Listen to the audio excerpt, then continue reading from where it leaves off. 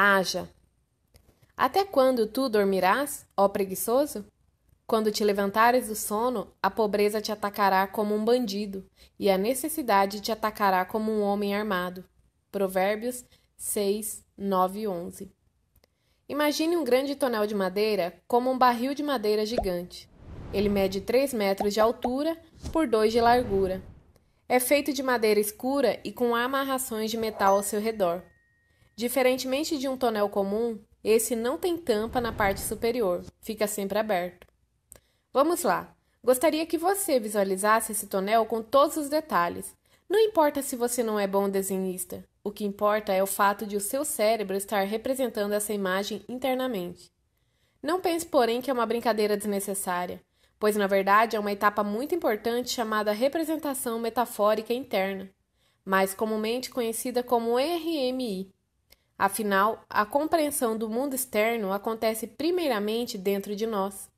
E grandes mudanças ou fichas que caem se dão através da madeira, pela qual representamos internamente a realidade ao nosso redor.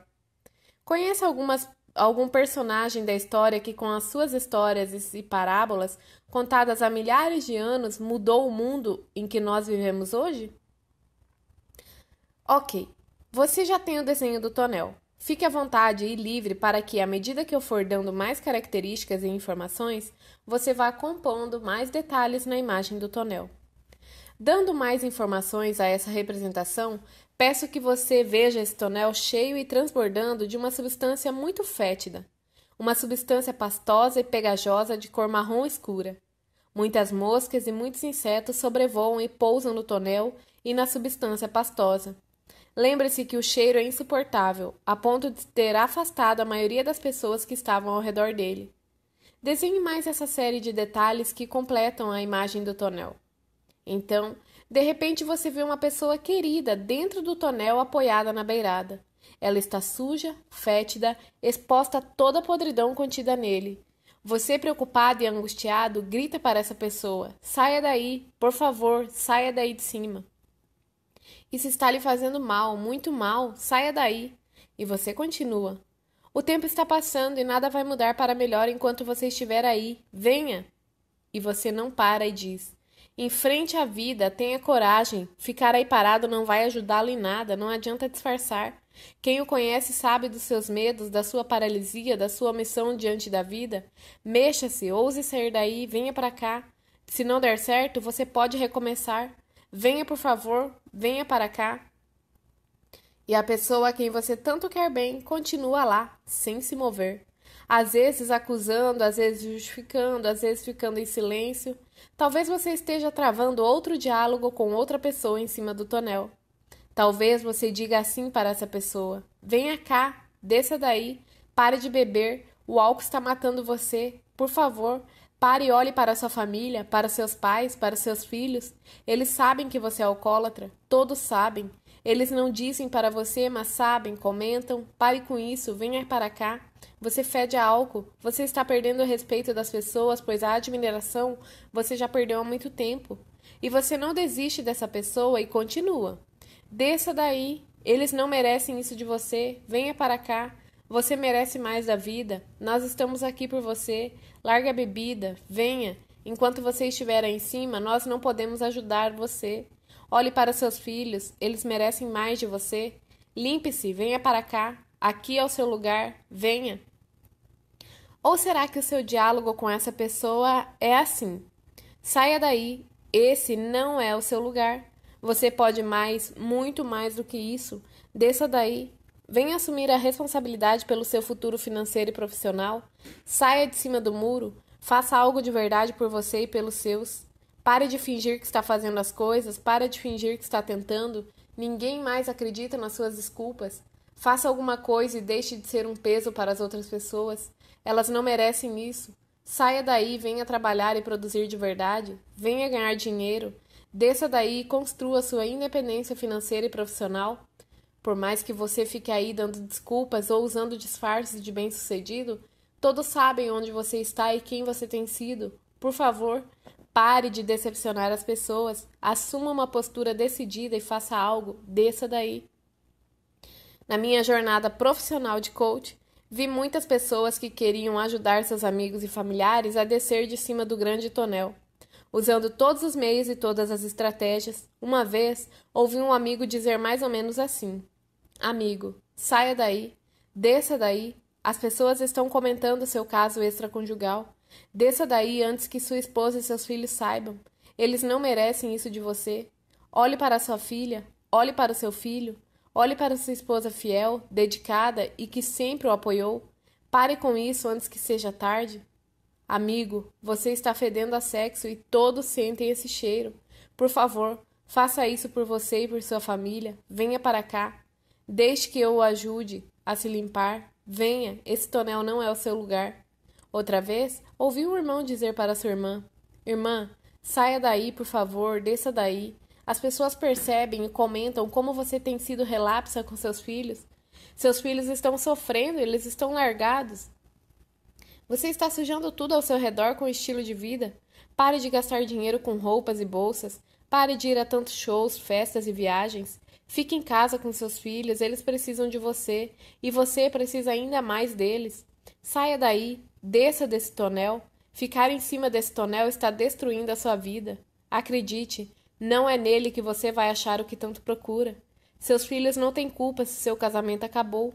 Volte para casa, assuma sua maternidade enquanto você pode, enquanto eles são crianças e precisam de uma mãe. Volte, venha, desça daí. Em outros casos, ouvi pessoas preocupadas chamar até implorar para aquela pessoa em cima do tonel deixar as drogas. Outras imploravam para aquela pessoa sentada no topo do tonel parar de fumar. Outras ainda suplicavam para que ela comesse menos e fizesse alguma atividade física antes que tivesse outro AVC. O fato é que todas essas pessoas que citei por um motivo ou outro estavam na zona de conforto. Em nossa metáfora, a zona de conforto é representada pelas pessoas paradas no topo do tonel.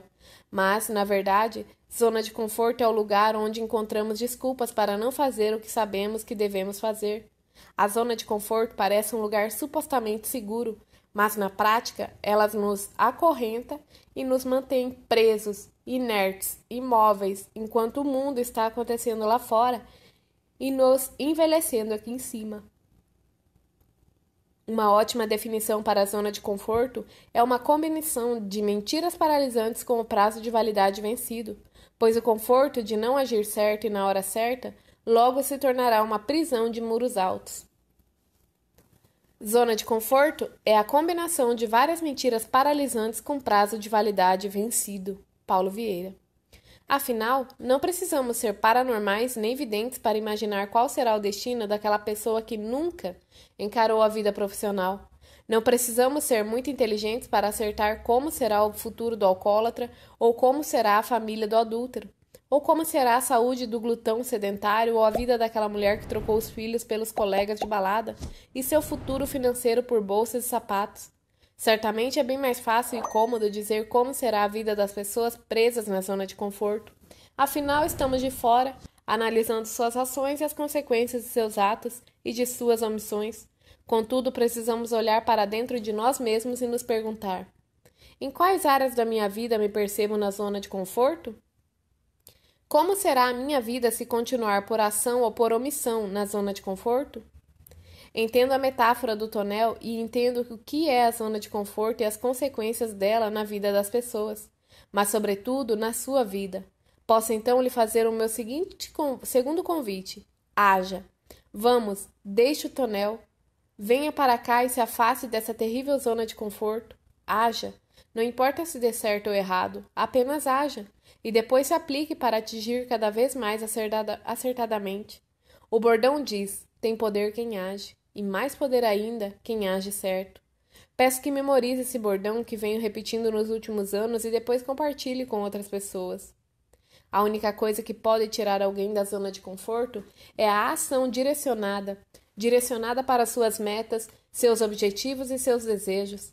No entanto, veja bem, para tirá-lo da zona de conforto, não precisa ser a melhor ação, não precisa ser a ação mais acertada, nem a mais eficaz a ser posta em prática.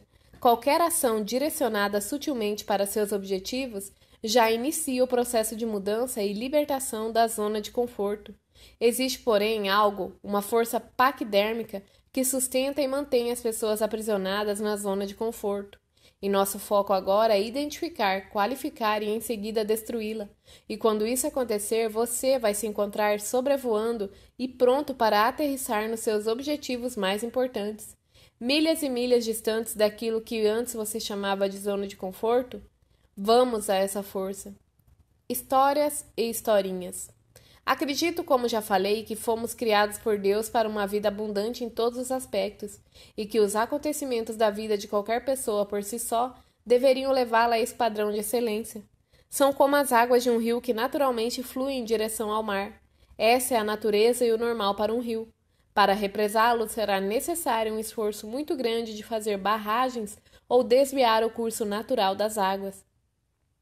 A abundância é a natureza de Deus e, consequentemente, a natureza humana. Se, porém, você não está vivendo essa abundância e plenitude, é porque existe uma barragem, um desvio que impede o fluir dessa natureza abundante para você. E, por incrível que pareça, nós somos que, através de comportamentos, muitas vezes inocentes e despretensiosos, criamos verdadeiras barragens e desvio de todo o bem que deveria chegar até nós. Na prática, bastaria não atrapalhar para que as coisas boas viessem até nós. A boa notícia que trago aqui é que, além de não atrapalhar, podemos também usar essa força gigantesca para acelerar esse fluir de coisas boas em nossas vidas. O nome que daremos a essa força é historinhas. Historinhas são estruturas linguísticas, verbais e mentais que validam, explicam e justificam nossos fracassos, nossas falhas e nossos insucessos. Uma maneira às vezes sutil e outras vezes implícita de não nos responsabilizarmos por resultados, ações e comportamentos que não deram certo em nossa vida. Como é cômodo ou menos oneroso ser demitido e ter toda uma historinha ensaiada para explicar, ou melhor, justificar o porquê do ocorrido.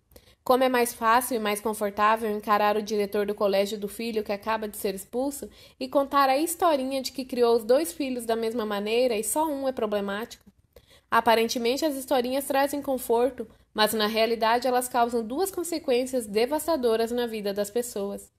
A primeira é que elas atacam a autorresponsabilidade, conceito que vamos explicar melhor no capítulo 3.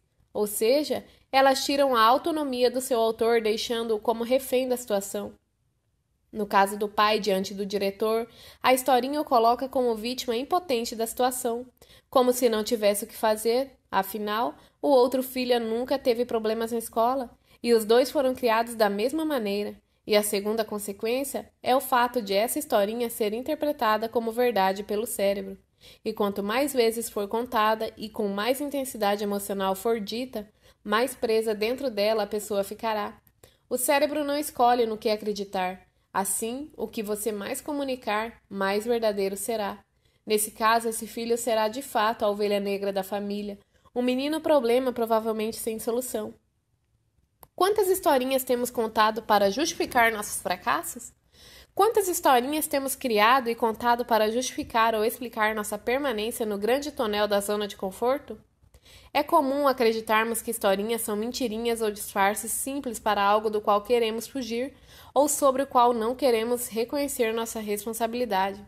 Na verdade, existem 3 categorias de historinhas: mentiras, exageros, verdades e, por fim, brincadeiras. As historinhas mentirosas são justificativas inventadas com o objetivo de diminuir a culpa.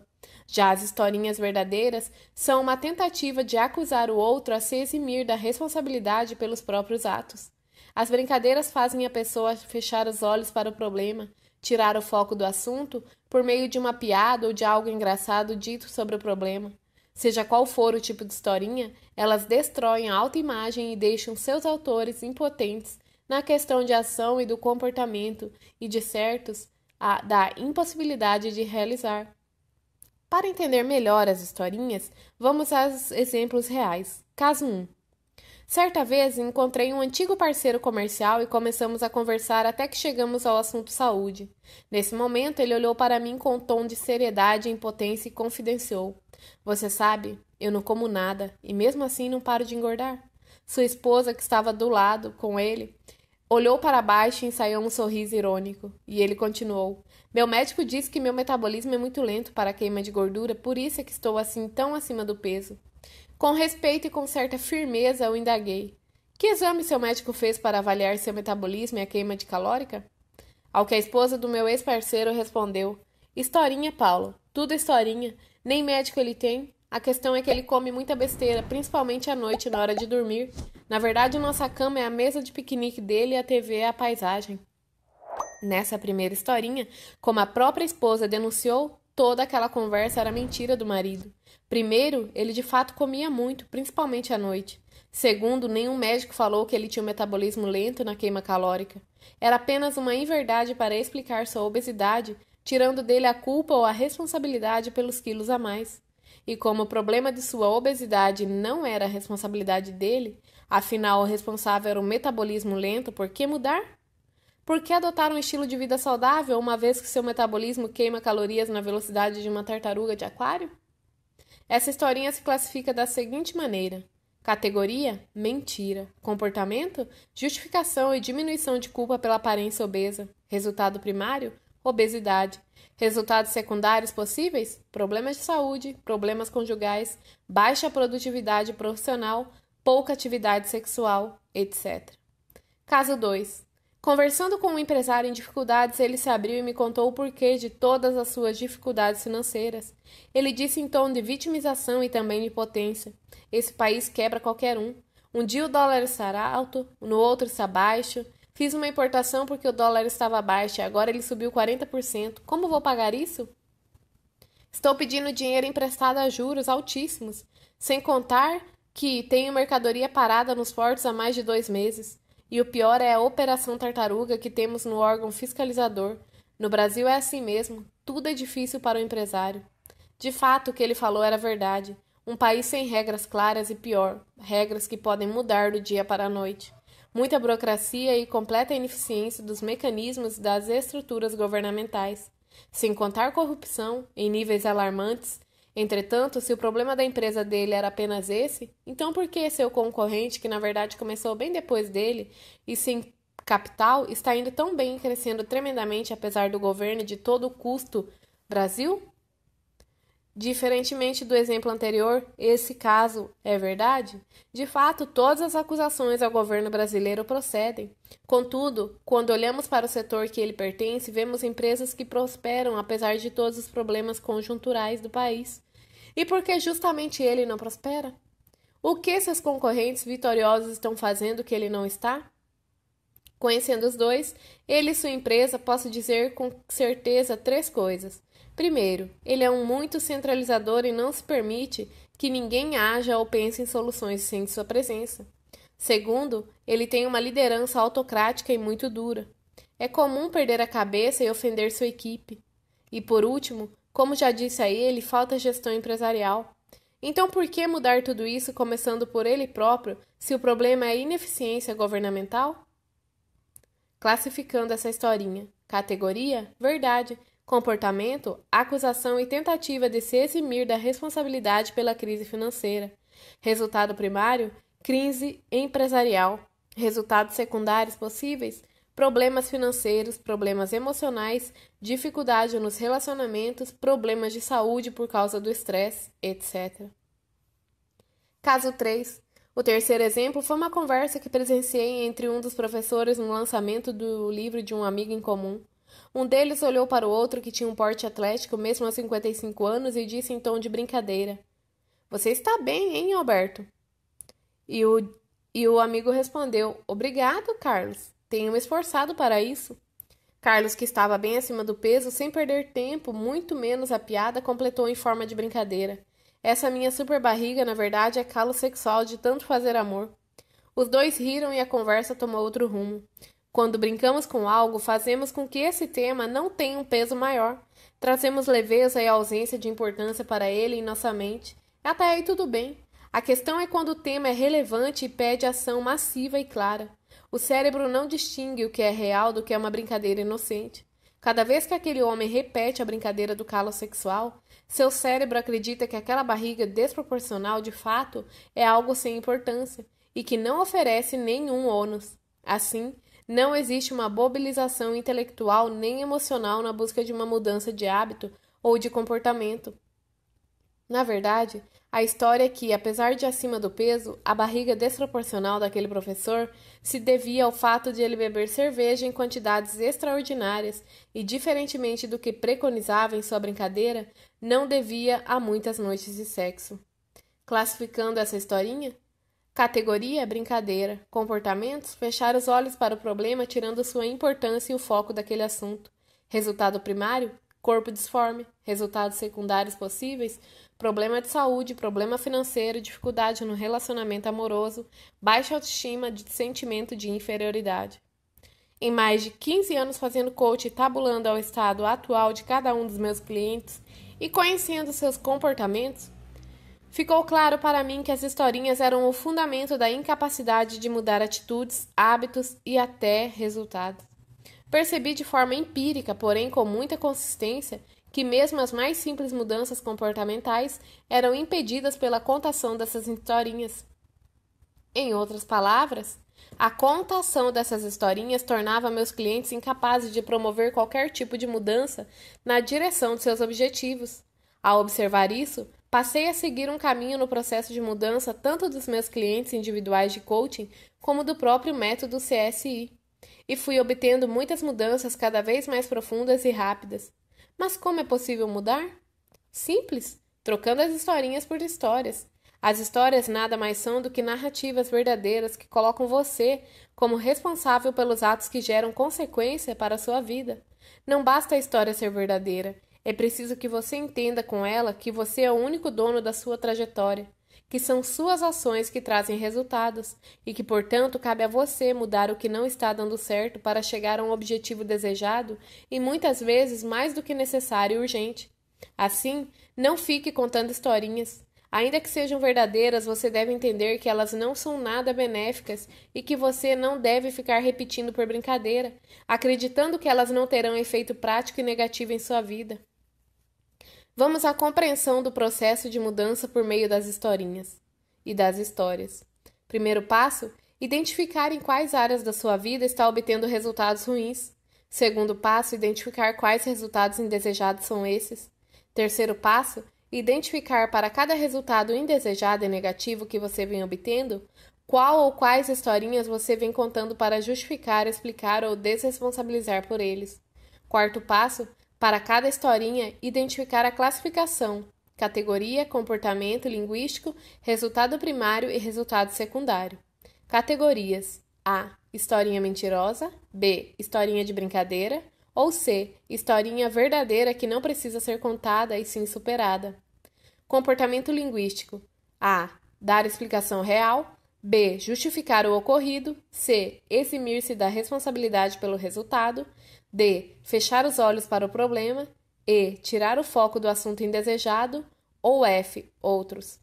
Resultado primário: o que de fato essa historinha produz de negativo na vida de quem conta? Resultados secundários: que resultados negativos têm ocorrido ou poderão ocorrer por causa dos resultados primários? Quinto passo: contar uma nova história. Esse passo é a última etapa do processo de mudanças. Essa nova história deve ser feita baseada nos comportamentos desejáveis e nos resultados que queremos conquistar. Em outras palavras, você precisa criar uma profecia autorrealizável que traga não só novos resultados, como também novos comportamentos. Vamos usar os 3 exemplos anteriores para exemplificar o quinto passo. O meu ex-parceiro de negócios que não parava de engordar deveria deixar de contar a historinha destruidora que dizia que ele comia pouco e engordava por causa do metabolismo, com baixa queima calórica, e falar algo profético do tipo: sou forte, saudável e magro. Eu me alimento com excelência e como o melhor, na hora certa e o suficiente para estar saudável e disposto. Para o caso do empresário com problemas em sua empresa, a nova história deveria ser mais ou menos assim. Independente de governo, minha empresa é próspera, lucrativa e crescente. Tenho a melhor equipe e minha liderança é super eficaz. Nós planejamos e executamos com primazia. Minha empresa é número 1 no seu segmento e eu sou reconhecido pela gestão empresarial que aplico. Para aquele professor, era necessário mudar toda a abordagem sobre sua saúde.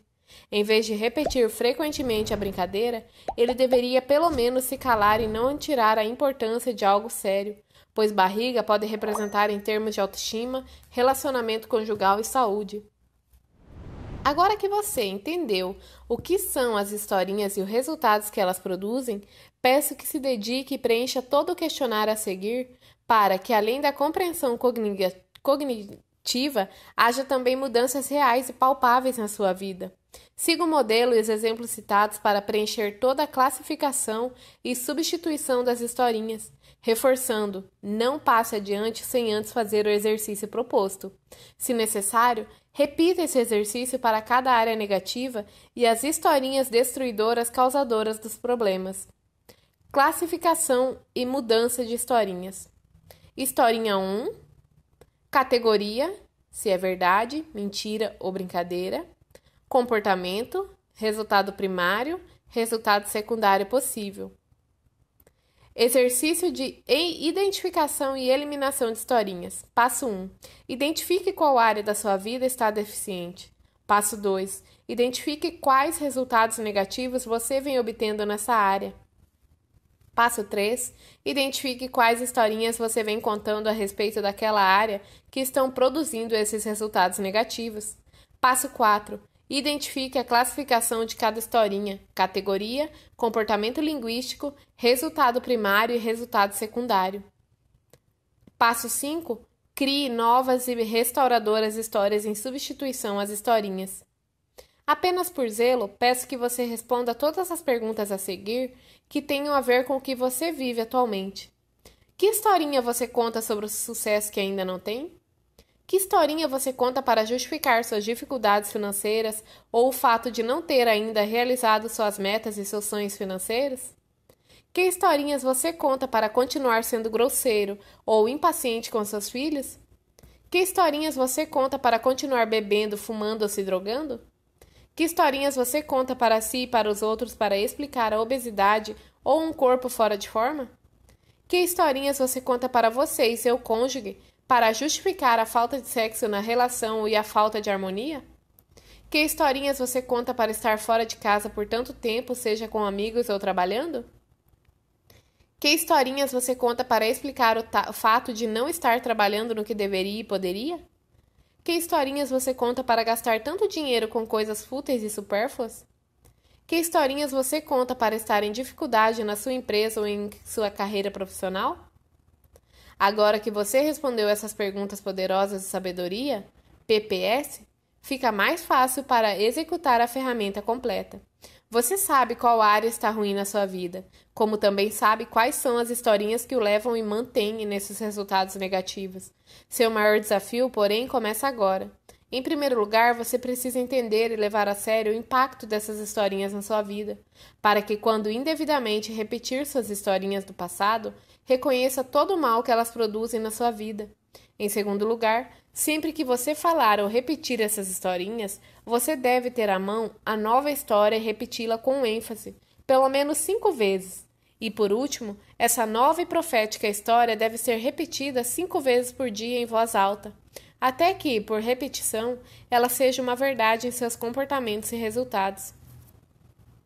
Tem poder quem age mais, e mais poder ainda quem age certo e massivamente. Eu já o convidei a agir, não importa se de maneira completamente acertada, mas agir é o primeiro passo para a conquista de seus sonhos e objetivos. E agora, sem as historinhas que o impediam de agir e agir acertadamente, ficou mais fácil pôr para fora todo o poder da ação que existe dentro de você. Muitas pessoas acreditam que o que as separa de seus objetivos é o tamanho deles e onde elas se encontram naquele momento. Por isso, vemos com frequência essas pessoas estabelecerem objetivos tacanhos, pequenos, medíocres e muitas vezes insignificantes. Afinal, elas dizem, se eu estabelecer um objetivo muito ousado, vai demorar muito para realizá-lo, ou talvez ele nunca aconteça. Essa afirmação parece ser verdade, mas na prática não é. Humanamente falando, a única coisa que nos separa de nossos objetivos é a nossa capacidade de agir. A qualidade de nossas ações e a somatória delas são os fatores que determinarão quanto tempo levaremos para realizar uma meta. Não importa se seu objetivo é ousado ou muito fácil de conquistar. Vejo constantemente pessoas que demoram uma eternidade para realizar um objetivo simples e pequeno, e tenho visto outras que, em tempo recorde, realizam o extraordinário. O que vai realmente importar é o fato de você fará para conquistar seu objetivo. ou seja, a quantidade e a qualidade das ações implantadas. Vamos ao exemplo de dois jovens vendedores de uma empresa atacadista que decidem estabelecer suas metas pessoais. O primeiro decide comprar um carro popular de 1.000 cilindradas. O segundo estabelece a meta de comprar uma Mercedes 0 km. O primeiro vendedor usa a lógica cartesiana tradicional e começa a fazer contas do tipo: poupando R$ 200 por mês, precisarei de 60 meses ou 5 anos para juntar R$ 12.000. E assim poderei dar a entrada no meu carro popular e restarão R$ 18.000 que poderei dividir em 72 prestações mensais de aproximadamente R$ 250. Resumindo, o primeiro vendedor precisará de 5 anos para dar entrada no seu carro popular e mais 6 anos para quitar o automóvel, totalizando 11 anos. Esse vendedor está de pensamento lógico e cartesiano, estabeleceu apenas uma ação para cumprir sua meta: pagar pequenas e quase infinitas prestações. Já o segundo vendedor teve o seguinte raciocínio: primeiro vou me dedicar e trabalhar de maneira ultra focada para bater todas as metas e ganhar todos os prêmios das campanhas de vendas. E também vou fazer 2 cursos de vendas e gerência de vendas e estudar os manuais dos produtos que vendemos para ter mais conhecimento sobre eles e mais argumentos na hora da venda. Essa primeira etapa levará 4 meses e dobrará meus rendimentos atuais. Com isso, espero ser promovido a coordenador de equipe comercial com uma retirada mensal 2 vezes maior que meu salário atual. O segundo passo será entrar em uma faculdade tecnológica e me formar em 2 anos. E assim que tiver completado minha graduação, entrarei em uma pós-graduação em gestão comercial. Essa etapa levará 2 anos e então me candidatarei a gerente comercial da nova unidade da empresa que está sendo construída na cidade vizinha. Nesse momento, já estarei ganhando entre salário fixo e comissão aproximadamente 4 a 6 vezes mais do que o valor original.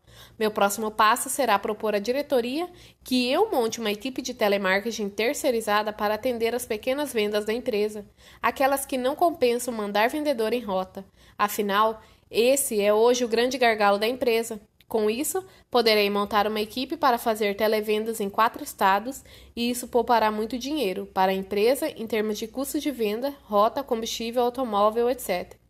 Atendendo a carteira de pequenos clientes, o estimado total de vendas é de R$ 4 milhões por mês. E se a comissão da minha empresa de telemarketing for de 7%, seu faturamento será de R$ 280 mil e terá um lucro líquido de aproximadamente R$ 80 mil por mês, conforme os cálculos do consultor do Sebrae que me orientou. Já no 4º mês, depois de fazer os cursos de venda, estudar os manuais dos produtos e me dispor a pagar o preço a estar super focado em vender, comprarei meu carro, que dessa vez será um carro popular. Ao ser promovida a coordenador comercial no 6º mês e mais que dobrar meu salário e minhas comissões, poderia comprar um carro melhor, mas não farei isso. Vou guardar e aplicar o dinheiro para montar no futuro minha empresa de telemarketing e depois me formar e cursando uma pós-graduação em gestão comercial, serei promovida a gerente geral da nova unidade. Depois de me formar e cursando uma pós-graduação em gestão comercial, serei promovida a gerente geral da nova unidade que está em construção e novamente dobrarei meu salário. Mais uma vez, poderia comprar um carro melhor, mas não o farei isso. A última etapa para comprar a minha Mercedes será conquistar uma parceria com a empresa em que hoje sou vendedor. Assim, me tornarei dono da minha própria empresa e comprarei meu carro dos sonhos. Quando observamos os 2 vendedores, vemos que suas ações são determinadas por suas decisões. Estas, porém, são determinadas pelo tamanho dos seus sonhos. Vimos a metáfora do pescador e sua frigideira e como é determinante na vida as escolhas. O primeiro vendedor sonhava com um carro popular, já o segundo sonhava com uma Mercedes. O primeiro se contentou em ter apenas um tipo de ação, que se resumia em uma pequena e medíocre poupança, que jamais o desafiaria a ser melhor. Já o segundo, olhando para sua meta ousada e desafiadora, optou por várias ações que o tirariam completamente da zona de conforto. Qual é o seu objetivo? Está certo sobre ele? É isso mesmo? Excelente. Então agora você precisa andar, agir, e na direção certa, com ações efetivas. Quanto mais depressa eu andar e de maneira mais direcionada ao meu objetivo, mais rápido eu o atingirei. Não importa se meu objetivo é ganhar R$ 1 milhão e eu não tenho nenhum real hoje. Não importa se você pesa 120 quilos e quer pesar 70.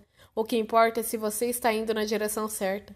com os comportamentos certos e se vai melhorar na velocidade possível. Conheço pessoas que começaram a ganhar dinheiro muito tempo depois de outras, e no espaço de 3, 5, 6 anos já se tornaram milionárias, enquanto as pessoas que tinham começado 10 ou 15 anos antes, a sua jornada financeira não conseguiram atingir o mesmo resultado. Muitas pessoas estão falando em sucesso, mas são poucas as que de fato estão agindo. Em 2014, corri a minha primeira maratona no Rio de Janeiro.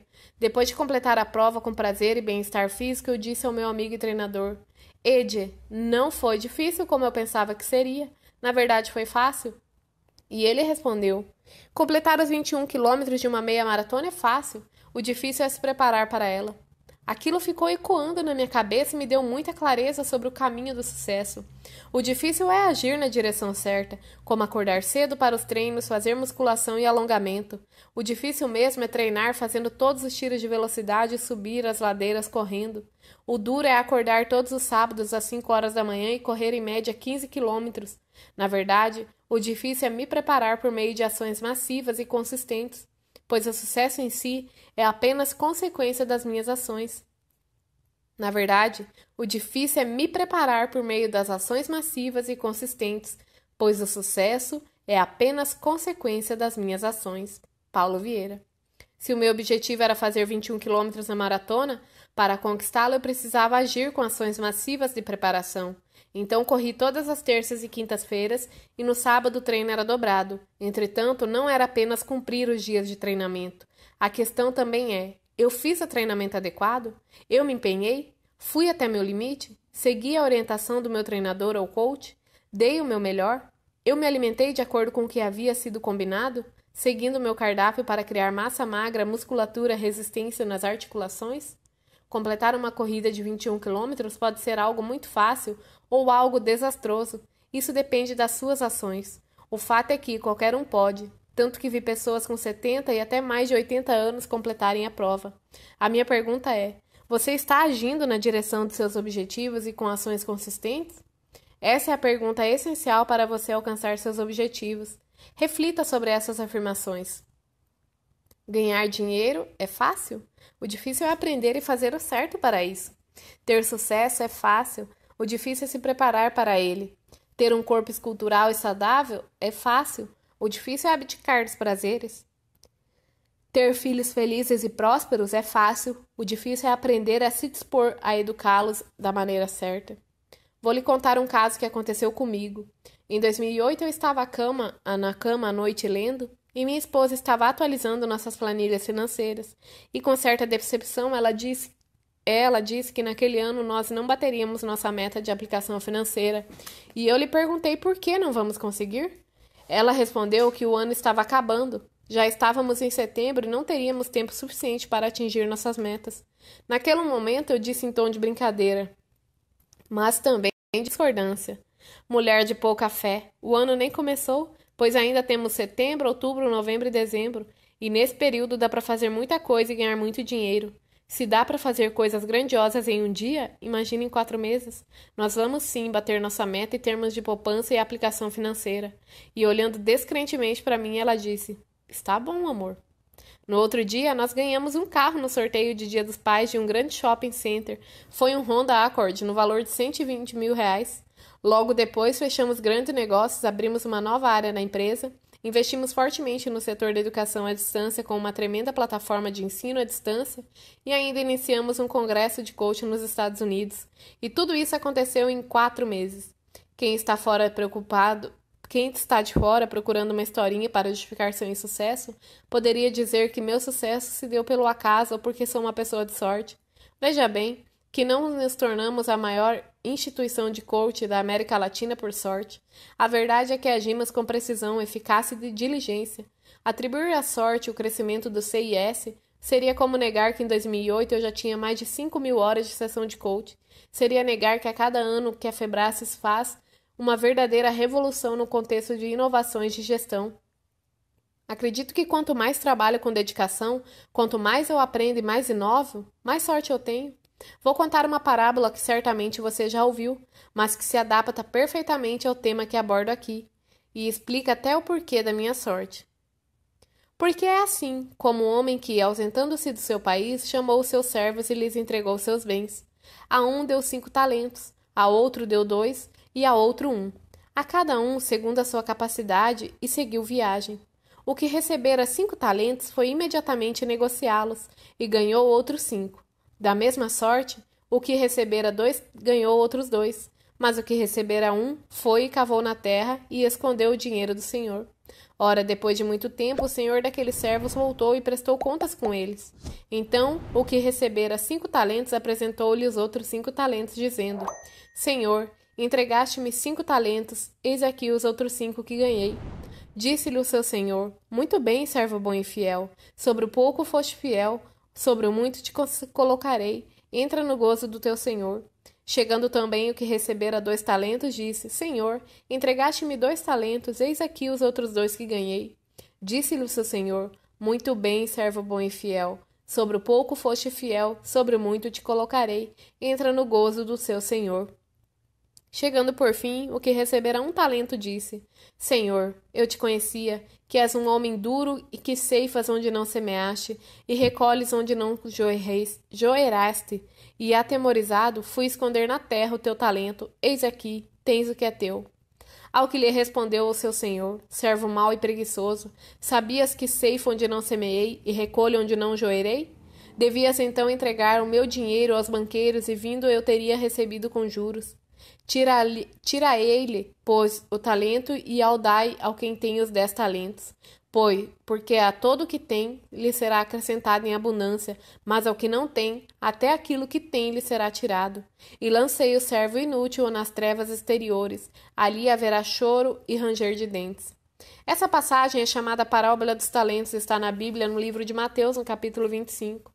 E você, o que tem feito dos seus dons e talentos? Tem agido e aproveitado? Ou tem ficado estático, inerte e acomodado? E suas ações e seus comportamentos são cheios de dedicação e esforço? Ou você age de qualquer maneira sem se preocupar com a qualidade ou resultado? Sei que não foi uma coincidência eu e minha esposa termos ganhado o carro no sorteio. Foi apenas Deus compensando seus servos dedicados, responsáveis e diligentes. Ele nos entregou tamanha dádiva, pois sabia que nós não enterraríamos o presente. Pelo contrário, nós o usaríamos para produzir ainda mais impacto e mudança na vida de muitas e muitas pessoas.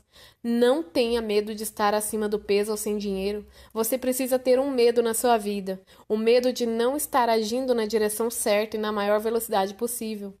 Paulo, eu posso emagrecer? Pode. E quanto eu posso emagrecer? Não sei. Você pode se alimentar bem, mas não na intensidade necessária. Você pode perder 35 quilos ou 350 gramas.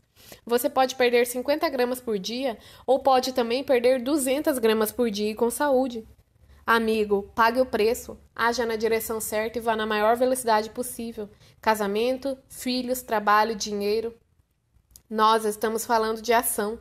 Só tem poder quem age. Se você está obeso, então planeje e calcule como vai fazer para perder 150 gramas por dia. Quanto vai perder em um mês? Quanto você vai perder em 6 meses? E quanto vai acabar o planejamento? Simplesmente haja. Paulo, mas eu não sei como. Então saia da zona de conforto, pague o preço, vai buscar um ótimo nutricionista, compre os melhores livros de nutrição e emagrecimento e em 3 ou 6 meses você terá o corpo dos seus sonhos, a saúde dos seus sonhos. Paulo, eu queria tanto ter R$1 milhão. Pague o preço. Vá atrás de orientação dos melhores cursos sobre finanças e reprogramação de crenças financeiras. E esse material vai ensiná-lo a andar na melhor velocidade possível e na direção certa. Depois de tudo que eu falei, não acredite que é só agir para ter sucesso. Por mais de 13 anos eu agi consistentemente, porém sem sabedoria e sem conhecimento. Durante 13 anos da minha vida tive muitos poucos fins de semana e muito pouco descanso. Trabalhei desesperadamente de 12 a 14 horas por dia e não conquistei absolutamente nada, além de uma manutenção precária da minha vida. Eu me desgastei e até adoeci pela combinação de trabalho intenso e falta de descanso. Então, não acredite que sucesso é só acordar cedo e trabalhar duro. Tenho visto muitas pessoas enganadas por essa meia-verdade. É necessário trabalhar com dedicação e empenho. Porém, se as ações não forem sábias e efetivas, você se mexerá muito e não irá sair do lugar. Onde estão as informações e os saberes para levar você a cada ação e ao comportamento para guiá-lo na direção certa? Busque essas informações, porque agir certo aqui e depois agir errado ali? Por que não acertar muito mais do que você tem errado? Se você precisa de conhecimento, pague o preço pelo conhecimento. Vá atrás desse conhecimento e ele fará você andar na direção certa. Busque atitude emocional para que você não só siga na direção certa, mas também ande depressa com a atitude certa, sem perder tempo, focado, sem dispersão e distração. Posso garantir, vale a pena. Uma vez que tem o poder quem age mais e poder quem age certo, e mais poder quem age certo, pense nas 5 primeiras ações que mudarão drasticamente sua vida para melhorar. Escreva-as na linha a seguir. Para que suas ações sejam acertadas, contextualizadas, direcionadas, complementares e sequenciais, peço que as tome seguindo o padrão de um plano de ação convencional usado por muitas empresas chamado Plano de Ação Modelo 5W2H. O que agir, fazer, por que agir, onde agir, quando agir, quem agirá, como agirá, quanto custará.